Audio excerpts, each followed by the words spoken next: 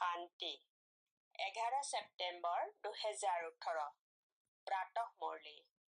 আজি বাবাৰ মহাবাক্য, মৰমৰ সন্তানসকল, প্ৰতিখন ঘৰকেই স্বৰ্গ কৰি গঢ়ি তোলাৰ দায়িত্ব তোমালোক সন্তানসকলৰ। সকলোকে পতিতৰ পৰা পাৱন হোৱাৰ লক্ষ্য দিব লাগে, দৈৱিক গুণ ধাৰণ কৰিব লাগে। আজিৰ প্ৰশ্ন, ঈশ্বৰীয় কোলালৈ আহিলে তোমালোক সন্তানসকলৰ কেনেকুৱা অনুভৱ হয়?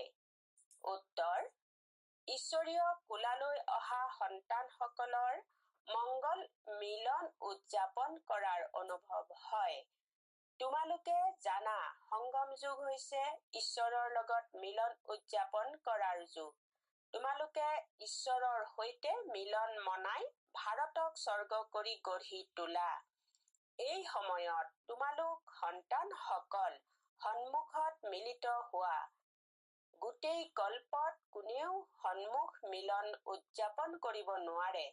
তোমালোকৰ এয়া অতি সৰু ঈশ্বৰীয় কুল। শিৱ বাবা হৈছে ককা, ব্ৰহ্মা হৈছে বাবা আৰু তোমালোক সন্তানসকল হৈছা ভ্ৰাতা ভগ্নী। অন্য কোনো সম্বন্ধ নাই। গীত নতুন যুগৰ কলিবোৰ। ওম শান্তি। বাবা যেতিয়া আহে তেতিয়া প্ৰথমে কিছু সময় মৌন হৈ বহিব লাগে। কাৰণ প্ৰথমে দান দিয়া হয় স্মৃতিৰ। স্মৃতিৰ দ্বাৰাই পতিতক পাৱন কৰি তুলিব লাগে। তোমালোক সন্তানসকলে দান দি আছা আৰু লৈ আছা। পিতা আহি কাঁইটৰ পৰা কলি বনাই, আকৌ পিছত কলিৰ পৰা ফুল হয়। তোমালোকে জানা, আমাৰ সেৱাই হৈছে সকলোকে স্বৰ্গৰ লায়ক কৰি তোলা, যিদৰে তোমালোক হৈ আছা। পিতা আহি প্ৰথমে সুস্বাস্থ্য আৰু তাৰ পিছত সম্পত্তি দিয়ে। প্ৰথমে শান্তি, তাৰ পিছত সুখ। বাস্তৱ সুখ দুইটাতে আছে। তোমালোক সন্তানসকলক সুখ আৰু শান্তি দুয়োটা লাগে। আৰু যি সন্ন্যাসী আদি আছে, তেওঁলোকে মাথো শান্তি বিচাৰে। সন্ন্যাসীয়ে সুখ নিবিচাৰে। সুখটো তেওঁলোকে দিব নোৱাৰে। যদি শান্তি দিয়েও সেয়া ক্ষন্তেক সময়ৰ ক্ষণভংগুৰ সুখৰ বাবে। সন্ন্যাসীসকলে কয় যে সুখতো কাউৰীৰ 20টা সদৃশ। সন্ন্যাসীসকলে সাধাৰণতে শান্তি বিচাৰে মুক্তিৰ বাবে। মুক্তিটো আন কোনেও দিব নোৱাৰে। ইয়াক বেহদৰ মুক্তি, বেহদৰ জীৱন মুক্তি বুলি কোৱা হয়, যিটো বেহদৰ পিতাইহে দিব পাৰে। তোমালোকে জানা যে এই সময়ত সকলোৱে কাঁইট হয়। কাঁইটে বিন্ধে। পিতাই কয়, সকলোৱে ইজনে সিজনক কাম কটাৰীৰ দ্বাৰা প্ৰহাৰ কৰে। তেওঁলোকে নাজানে যে কাম কটাৰী চলোৱাটোক হিংসা বুলি কোৱা হয়। তোমালোক বিকাৰলৈ যোৱা বাবে আদি মধ্য অন্ত ইজনে সিজনক দুখ দিয়া। এইখন হৈছে দুখৰ দুনিয়া। সুখৰ দুনিয়া বুলি স্বৰ্গক কোৱা হয়। যেতিয়া নতুন সৃষ্টি, নতুন ভাৰত হয়, ভাৰতবাসী যিসকল দেৱী দেৱতাৰ পূজাৰী, তেওঁলোকে জানে যে এই দেৱতাসকলৰ ৰাজ্য আছিল, যাক স্বৰ্গ বুলি কোৱা হয়। এইটো অনুভৱো হয়। লক্ষ্মী নাৰায়ণৰ মন্দিৰলৈ গৈ তেওঁলোকৰ মহিমা কৰে, ভাবে যে ভাৰতৰ তেওঁলোক মালিক আছিল, ভাৰত স্বৰ্গ আছিল। এইটো অনুভৱো হয়, কিন্তু বতাহ সদৃশ। বুজি পাই যে ভাৰতত ইমান বিলাক লক্ষ্মী নাৰায়ণৰ মন্দিৰ সজা হয়, গতিকে তেওঁলোকৰ ৰাজধানী আছিল, মহাৰজা মহাৰাণী বুলি কোৱা হয়। কিন্তু কেতিয়া আছিল সেয়া পাহৰি যায়। কিমান সাধাৰণ ভুল। সিমান বেছি সময় হোৱা নাই, 5000 বছৰৰ কথা।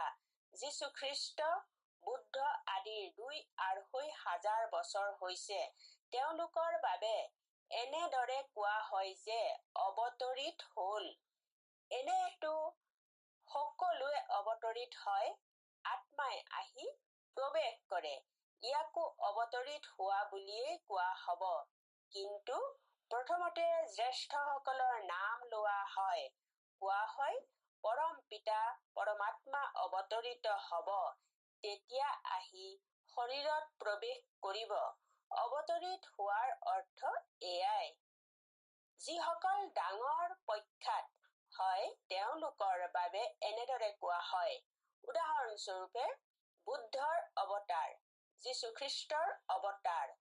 বৌদ্ধি আৰু খ্ৰীষ্টিয়ানৰ ভাৰতৰ সৈতে সম্পৰ্ক থকা দেখিবলৈ পোৱা যায়। গুৰু নানকৰ প্ৰায় 500 বছৰৰ ওচৰে পাজৰে দেখুওৱা হয়। তেওঁ অলপ সময়ৰ বাবে অৱতৰিত হয়। তেওঁলোক ডাঙৰ, গতিকে সকলোৱে অৱতৰিত হয়। এতিয়া পৰম পিতা পৰমাত্মাক আহ্বান কৰে।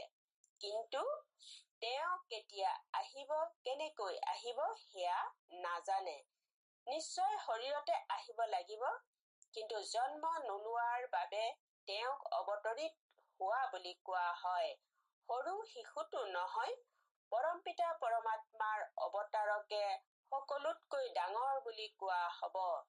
গায়ন কৰে পৰমাত্মাই 24 অৱতাৰ লয়। আকৌ কৈ দিয়ে পাৰ্থৰে প্ৰতি অৱতাৰ ললে অধঃপতিত হৈ যায়। যেনেকৈ ভাৰত অধঃপতিত হৈ যায়, তেনেকৈ তেওঁলোকৰ কথনো অধঃপতিত হৈ যায়। পিতা হৈছে নতুন দুনিয়াৰ ৰচয়িতা, গতিকে নিশ্চয় নতুন আৰু পুৰণিৰ সংগমত আহিব।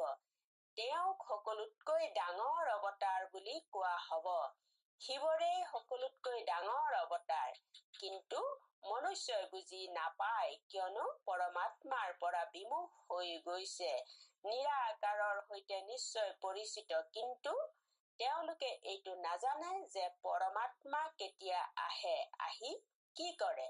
এনেকুৱা নহয় যে বিষ্ণুৰ অৱতাৰ বুলি কোৱা হব। দেৱী দেৱতা ধৰ্মৰ অৱতাৰ বুলি কোৱা নহব। দেৱী দেৱতা ধৰ্মৰ প্ৰতিষ্ঠা বুলি কোৱা হব। বিষ্ণু অৱতৰণৰ এখন নাটকো বনায়। বাস্তৱত কিন্তু বিষ্ণু অৱতৰণৰ তেনে কোনো কথা নাই। তোমালোক এতিয়া বিষ্ণু কুলৰ হৈ আছা, ঈশ্বৰীয় কুল নহয় জানো?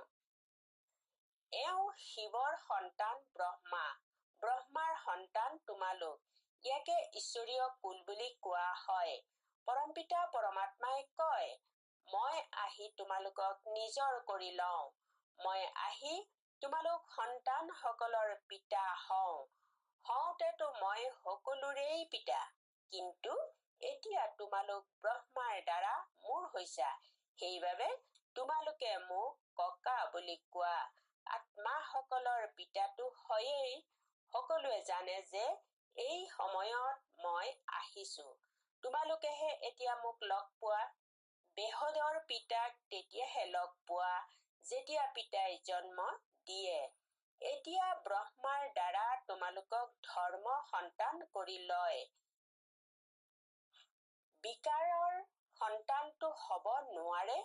কিমান প্ৰজা আছে, কিমান ভ্ৰাতা ভগ্নী আছে, সেই সকলোবিলাক মুখ বংশাৱলী নহল জানো? সন্ন্যাসীসকলৰ বংশাৱলী নাথাকে, কাৰণ তেওঁলোকৰ ককা বাবাৰ সৈতে কোনো সম্পৰ্ক নাই। ইয়াত পিতাও আছে আৰু ককাও আছে। এওঁক দাদা অৰ্থাৎ জ্যেষ্ঠ ভাতৃ বুলি কোৱা হয়। পিতা আহি নিজৰ কৰি লয়। তোমালোকে জানা যে আমি ঈশ্বৰৰ কোলালৈ আহিছো। এয়া হৈছে মংগল মিলন।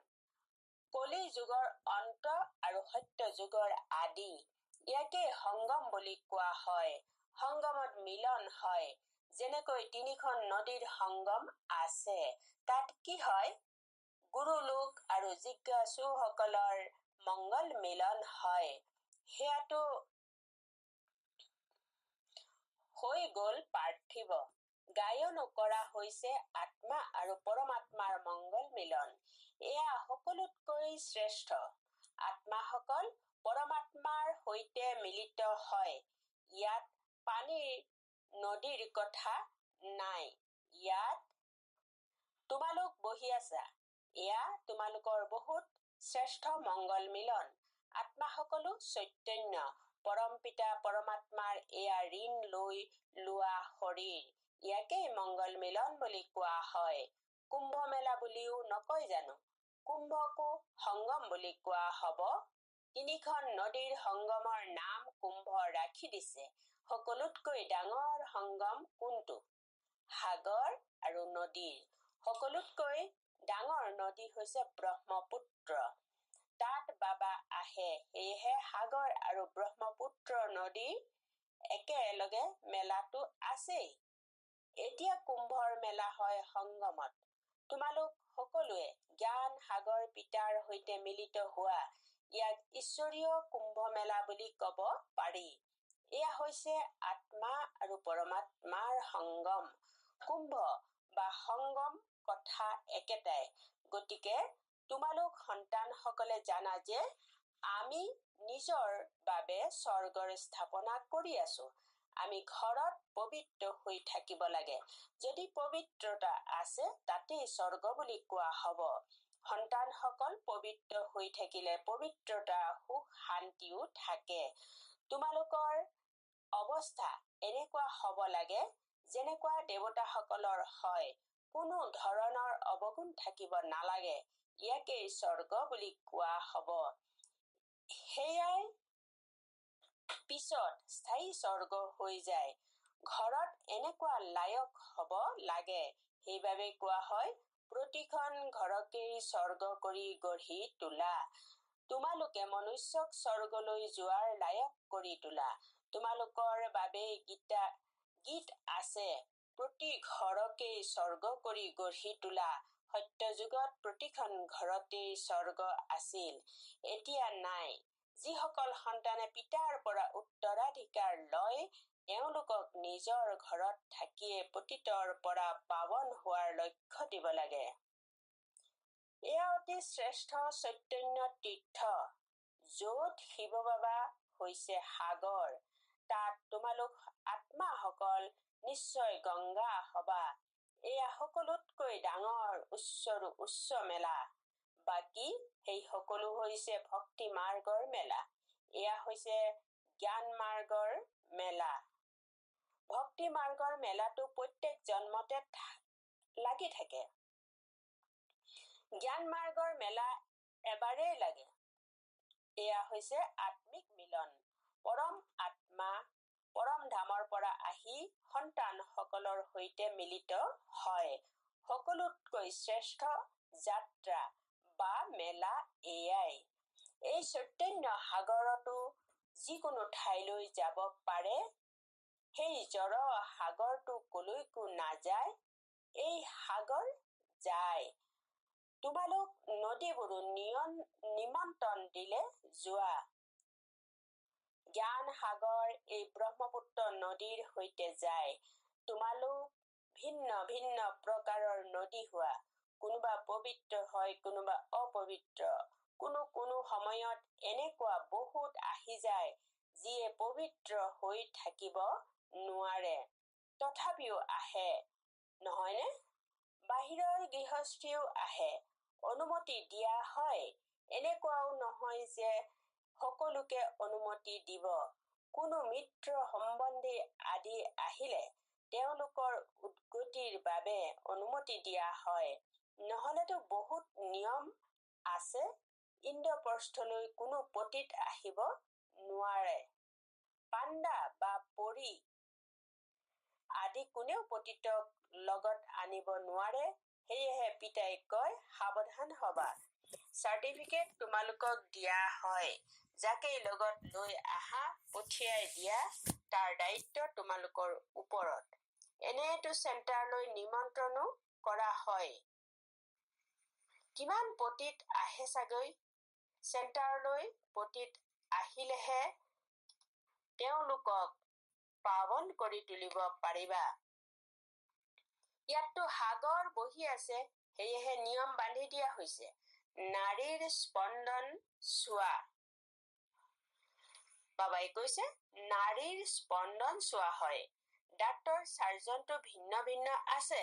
মম্মা বাবা বা অন্যান্য সন্তানসকলে কথা পাতিলে তৎক্ষণাৎ গম পাব যে বুদ্ধিত বহে নে নবহে। তোমালোকে যাকেই বুজোৱা যে দুজন পিতা আছে তেতিয়া তৎক্ষণাৎ মানি লব। যুক্তি শুনোৱা হয়। পৰমপিতা পৰমাত্মাকতো সকলোৱে স্মৰণ কৰে। মই অমুক পিতাৰ সন্তান। কেৱল তেওঁৰ অকুপেশ্যন অৰ্থাৎ কৰ্তব্যৰ বিষয়ে নাজানো। এয়াতো তেওঁলোক সন্তানসকলে বুজি পাইছা যে যিসকল মনুষ্য যি যি নাম ৰূপেৰে আহে সেই নাম ৰূপেৰে 5,000 বছৰৰ পাছত আকৌ নিশ্চয় আহিব লাগিব। যীশুখ্ৰীষ্টৰ যি চিত্ৰ আছে হুবহু আকৌ সেই সময়তহে হব। এনেকুৱা আৰু কোনো মনুষ্য হব নোৱাৰে। আত্মা ভিন্ন ভিন্ন নাম ৰূপ দেশ কালৰ জন্ম লৈ লৈ এতিয়া পতিত হৈ গল। তেওঁলোকক আকৌ পাৱন কৰি তোলে। তোমালোকে জানা পিতা হৈছে কল্যাণকাৰী, ৰাৱণ হৈছে অকল্যাণকাৰী। সকলোকে সদ্গতি দিওঁতা হৈছে পিতা। তেতিয়া কেৱল মনুষ্যই নহয় সকলো বস্তুৱে সংগতি বাবাই কৈছে তেতিয়া কেৱল মনুষ্যই নহয় সকলো বস্তুৰে সদ্গতি হৈ যায়। নৰকৰ বিনাশ, স্বৰ্গৰ স্থাপনা হয়, যি কল্পৰ আগতে আহিছিল। কোনোবা পাঞ্জাবী কোনোবা পাৰ্চী আহে নহয়, সকলোকে নিমন্ত্ৰণ দিব লাগে। পিতাৰ আগমন হৈছে ঢোলপিটি শুনালেও কোনো আপত্তি নাই। তোমালোকৰ চিত্তও বৰ ভাল। এতিয়া তোমালোক মন্দিৰৰ লায়ক হৈছা। এতিয়া ভূতবিলাক উলিয়াই দিবলৈ বহুত যত্ন কৰিব লাগে। লক্ষ্মী অথবা নাৰায়ণক বৰণ কৰিবলগীয়া। বাবাই কৈছে লক্ষ্মী অথবা নাৰায়ণক বৰণ কৰিবৰ কাৰণে বিকাৰী অৱগুণ আঁতৰাবলৈ কিমান যত্ন কৰিব লগা হয়। কাৰোবাক কামৰ ভূত, কাৰোবাক ক্ৰোধৰ ভূত, কাৰোবাক মোহৰ ভূতে চৰ মাৰি দিয়ে, একেবাৰে খহি পৰে। লোভৰ বশীভূত হৈও খহি পৰে। ভাল ভাল ঘৰৰ কন্যাই মিঠাই দেখিলে লুকুৱাই খাব। লোভেও কিমানৰ লোকচান কৰি দিছে। লোভৰ বশীভূত হৈ চুৰি কৰে। প্ৰথমতে তোমালোক ভট্টিত আছিলা। এতিয়াতো সকলোৱে নিজৰ ঘৰত ভট্টি বনাব লাগিব। পিতাই এটাই ডাঙৰ ভট্টি বনালে। এতিয়াতো কোৱা হয় প্ৰথম 7 দিনৰ ভট্টিত থাকিব লাগিব। আজিকালি ভট্টিত বহুতো বৰ কঠিন। বাবাই কৈছে আজিকালি ভট্টিত বহাটো অতি কঠিন। চেণ্টাৰলৈ আহিলে প্ৰভাৱিত হোৱা, আকৌ ঘৰলৈ গলে নোহোৱা হৈ যায়, সংগ দুখ লাগি যায়। প্ৰতিটো খোজতে এতিয়াতো বহুত যত্ন কৰিব লগা হয়। এতিয়া তোমালোক সন্তানসকলে জানা আমি ঈশ্বৰীয় কুলত বহি আছো। ককা বাবা আৰু আমি ভ্ৰাতা ভগ্নীসকল। ব্ৰাহ্মণ কুল সৰ্বোত্তম বুলি গায়ন আছে। সেই ব্ৰাহ্মণ সকলকো তোমালোকে জ্ঞান দিব পাৰা। ব্ৰাহ্মণ হৈছে সকলোতকৈ উচ্চ। এই সংগমযোগী ব্ৰাহ্মণ সকলেই আকৌ দেৱতা হয়। প্ৰথমতে দেৱতাতকৈও উচ্চ ব্ৰাহ্মণ টিকনি অৰ্থাৎ উচ্চ নহল জানো। তোমালোক ব্ৰাহ্মণে দেৱতাসকলৰ পূজা কৰা, নিজকে পূজাৰী, তেওঁলোকক পূজ্য বুলি ভাবা। তোমালোকে সেই পূজাৰী ব্ৰাহ্মণ সকলকো এয়া বুজাব পাৰা। তোমালোক হৈছা সচ্চা সৎ সংগমযোগী ব্ৰাহ্মণ। তোমালোক ব্ৰহ্মা মুখ বংশাৱলী হোৱা, আকৌ তোমালোক দেৱতা হোৱাগৈ। স্বৰ্গৰ দেৱতাক নিশ্চয় পৰমপিতা পৰমাত্মাই গঢ়িব। ভাল বাৰু, অতি মৰমৰ কল্পৰ পাছত পুনৰাই লগ পোৱা সন্তানসকলৰ প্ৰতি মাতা পিতা বাপ দাদাৰ স্নেহপূৰ্ণ স্মৰণ আৰু সুপ্ৰভাত। আত্মাৰ পিতাৰ আত্মিক সন্তানসকলক নমস্কাৰ। আমি কল্পৰ পিছত পুনৰাই লগ পোৱা আত্মিক সন্তানসকলে আত্মিক মাতা পিতা আৰু বাপ দাদাৰ প্ৰতি স্নেহপূৰ্ণ স্মৰণ আৰু সুপ্ৰভাত। নমস্কাৰ। ধাৰণাৰ বাবে মুখ্য সাৰ নম্বৰ 1। অন্তৰৰ অৱগুণক নিৰীক্ষণ কৰি সেয়া উলিয়াই দিব লাগে। সংগ দুখৰ পৰা নিজকে চম্ভালি ৰাখিব লাগে। দৈবিক গুণ ধাৰণ কৰি নিজকে লায়ক কৰি তুলিব লাগে। নম্বৰ 2। প্ৰতিখন ঘৰক স্বৰ্গ কৰি গঢ়ি তোলাৰ সেৱা কৰিব লাগে। ভূতবিলাক পিতাৰ স্মৃতিৰে আঁতৰাব লাগে। পিতাৰ সৈতে মংগল মিলন উদযাপন কৰি থাকিব লাগে।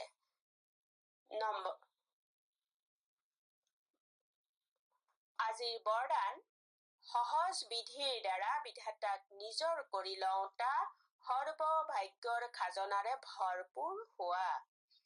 বহলাই এনেদৰে কোৱা হৈছে, ভাগ্য বিধাতাক নিজৰ কৰি লোৱাৰ বিধি হ'ল পিতা আৰু ককা দুয়োজনৰ লগত সম্বন্ধ। কোনো সন্তানে কয়, মোৰতো চিধা নিৰাকাৰৰ লগত সম্বন্ধ আছে। সাকাৰ জনেও নিৰাকাৰৰ জনৰ পৰাই পালে। আমিও তেওঁৰ পৰা সকলো প্ৰাপ্ত কৰি লম। কিন্তু এয়া হৈছে খণ্ডিত চাবি। ব্ৰহ্মা কুমাৰ কুমাৰী নোহোৱাকৈ ভাগ্য গঢ়িব নোৱাৰি। সাকাৰৰ অবিহনে সৰ্বভাগ্য ভণ্ডাৰৰ মালিক হব নোৱাৰি। কিয়নো ভাগ্য বিধাতাই ভাগ্য বিতৰণ কৰে ব্ৰহ্মাৰ দ্বাৰা। গতিকে বিধিক জানি সৰ্বভাগ্যৰ খাজনাৰে ভৰপূৰ হোৱা। শ্লোগান: নিজৰ পৰা, সেৱাৰ পৰা, সকলোৰে পৰা সন্তুষ্ট প্ৰমাণ পত্ৰ লোৱা, তেতিয়াহে সিদ্ধি স্বৰূপ হবা। ওম শান্তি।